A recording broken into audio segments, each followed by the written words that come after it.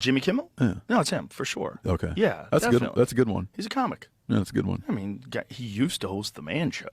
I mean, he's done some pretty outrageous back in the day. Yeah. You know, for hee-hees and haw-haws. No, that's a good joke but- on top of a good joke. Yeah, it's a good joke. Funny thing to say. Unlike the 2022 Oscars, there were no major incidents like with a certain someone slapping a certain other someone. There's also the ratings to talk about, where the show had an uptick in views from last year. Given how award shows have been declining in ratings over the years, there's a big win for them. And then there's Jimmy Kimmel. The multi-time host had many jokes during the Oscars on Sunday, and some of them have gotten reactions and criticism. We'll break it down for you. But before we do that, go ahead and do us a favor by leaving a like on the video, subscribing to the channel, and hitting the bell icon so you never miss an upload from us. And with that being said, let's get straight into the video. Do you want to win an iPhone 12, maybe a MacBook Pro? How about $500 cash? All you have to do is comment the secret hidden message somewhere in this video. That's it. Oh, and leave a like on this video and subscribe to the channel so we can keep affording these giveaways. Winner will be announced at the last day of each month. Thanks for watching and good luck. He is in the most leftist thought bubble available, which is Hollywood. Those came out and he had apologized for them, and I think he took that hit and like really doubled down in the other direction. He's willing to put people on with uncomfortable opinions. The question controversy. One of the things that Jimmy Kimmel did during his hosting session on Sunday was go around the crowd and ask questions of people. One such person was Malala Yousafzai. If you don't know, she won the Nobel Peace Prize in 2014 after fighting tirelessly for children's rights for education worldwide. She also penned the groundbreaking memoir, I Am Malala, the girl who stood up for education and was shot by the Taliban. Malala attended the Oscars, and Jimmy asked her about the conspiracy theory that Harry Styles spit on Chris Pine during the Don't Worry Darling press tour. As the youngest Nobel Prize winner in history, I was wondering, do you think Harry Styles spit on Chris Pine? Jimmy asked, to which Malala responded, I only talk about peace. Something about that situation didn't sit right with many people, as social media went abuzz with people blasting Jimmy Kimmel for what he did, mainly because they felt that someone who had gone through so much like Malala deserved better than that question she got. Here's what some people said in reaction to it. That girl didn't survive a bullet to the face to hear about pointless pop culture drama. What was the point of asking this? The rumor with Harry and Chris happened months ago, and you're still bringing it up? Such a pointless thing to ask her. Why the hell did Jimmy Kimmel go up to Malala, make that corny Chris Pine and Harry Styles joke, and then call her Malala Land? What's wrong with this man? While they were more than happy to blast Kimmel, many did praise Malala for handling it like a pro. I only talk about peace. Malala, she is so wise. As one might say, stay in your lane, Kimmel. But since we're talking about one controversy, let's discuss another that Kimmel brought up. The slap references.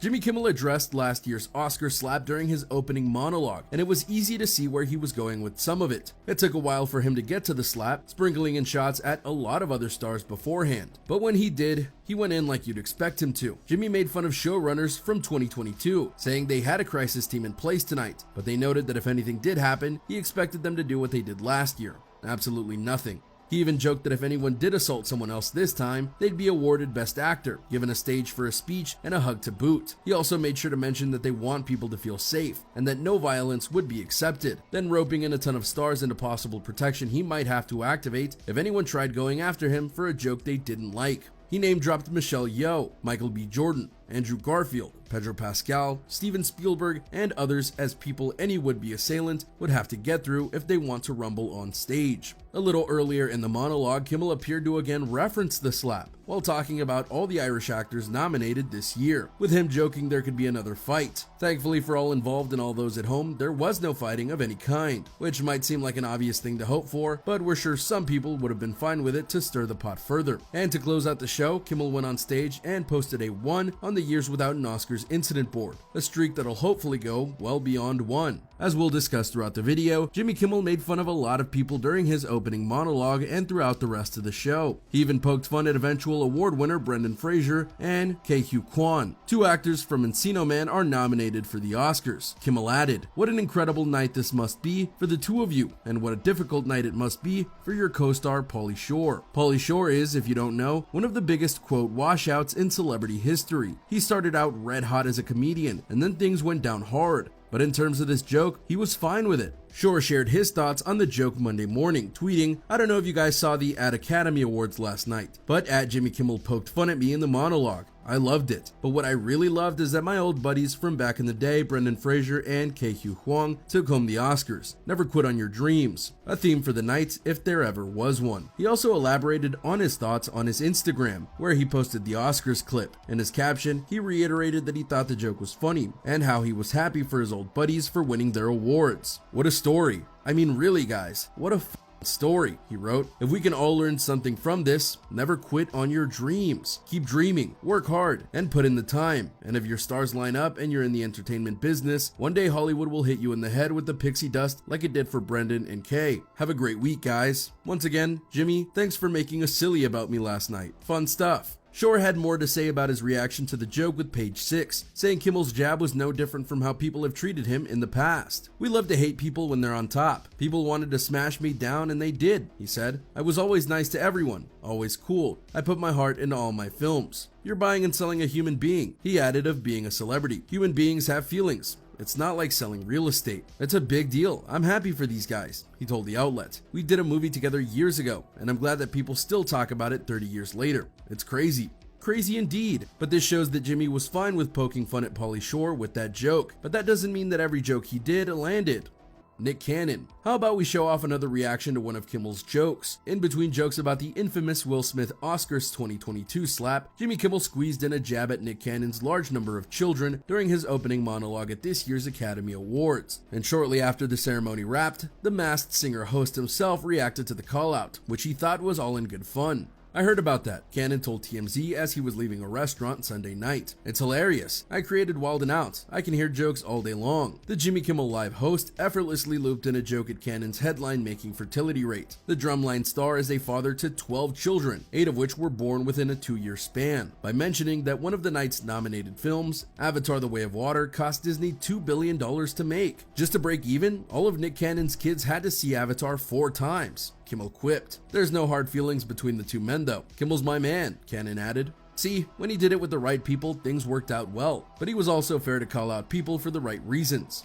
The director snub. For example, Kimmel took aim at the absence of female filmmakers in the ceremony's Best Director category on Sunday night. Kimmel highlighted the snub while poking fun at Avatar: The Way of Water director James Cameron for being a no-show at the Oscars. Some of the cynics are saying James Cameron isn't here because he didn't get a Best Director nomination, Kimmel said. While I find that very hard to believe about a man of such deep humility, he joked, he does have a point. How does the Academy not nominate the guy who directed Avatar? What do they think he is, a woman? Kimmel wasn't the only one griping about the lack of Oscars recognition of female directors. During an appearance at the Charles Finch and Chanel pre-Oscars dinner Saturday, Wonder Woman director Patty Jenkins opened up to Variety about her frustration. I give up, Jenkins told the outlet. I say that even with all of their push to have diversity, the numbers are just hugely imbalanced of who votes for these things. I sort of just stopped paying attention to it. Jenkins said while she appreciates the Academy's efforts to improve diversity, it's still going to take a long ways to go. Jenkins is right to be frustrated. When she directed the 2017 Wonder Woman film, Warner Brothers put her up for Best Director, and many agreed she should get nominated.